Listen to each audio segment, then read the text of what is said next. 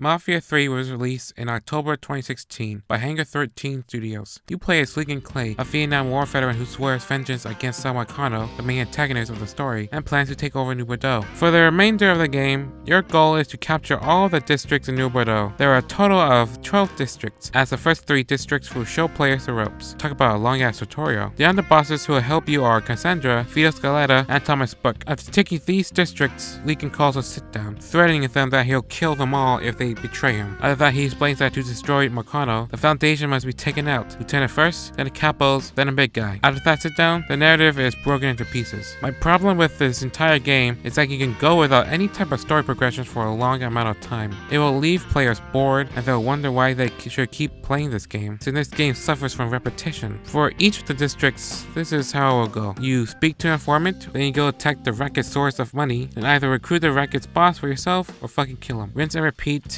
rinse and repeat, rinse and repeat.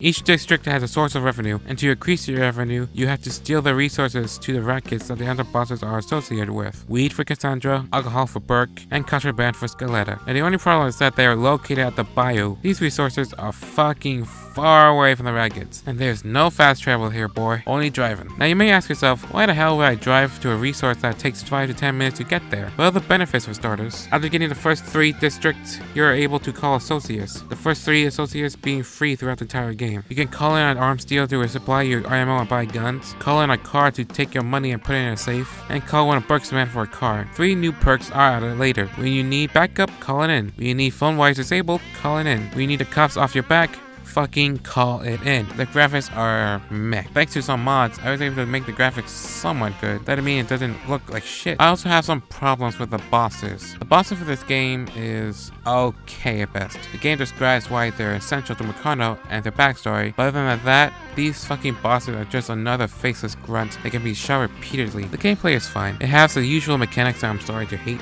Number 1, cover system button. I mind a covering system being implemented into a game, just that there's a button assigned to take cover. It would be fine enough to automatically hide and cover once you crouch walk there. Number 2, Batman vision. In Batman Arkham Asylum, Batman uses a detective vision to find clues on enemies from far away. Once it blew up in popularity, games started to use the detective vision to be lazy. Enemy icons and important items are already on the radar, so the intel view wasn't necessary. Number 3, whistling. Just by whistling, you can stray enemies from their position and kill them. This mechanic is broken and take away any tension in a mission in a snap. So I had to completely stop myself from using it. When I have to stop using a mechanic in a video game, that's when I get angry. Being fireman was fine, and the driving mechanics was solid. What annoyed me was seeing the cars load in front of me. That would cause me to swerve or crash. The gunplay felt okay, but nothing amazing. Although brutal takedowns is my favorite thing to do. It also scares enemies, leaving them stunned, so take the opportunity to heal or kill them. In this game, silencers are the best. Stealthily killing enemies is fun, although killing them closely will leave you open, resulting in a fight. It's better to use a silence weapon, or throwing knives to kill them. Best weapons to have on your person are assault rifles and pistols. You can stylize your weaponry, but for me, it was always useful using those 2 types of guns. Back then when I played this game when it released, I hated it. I think it's fine now, but there are still problems with it. The combat is repetitive, taking out districts are repetitive, killing the bosses are,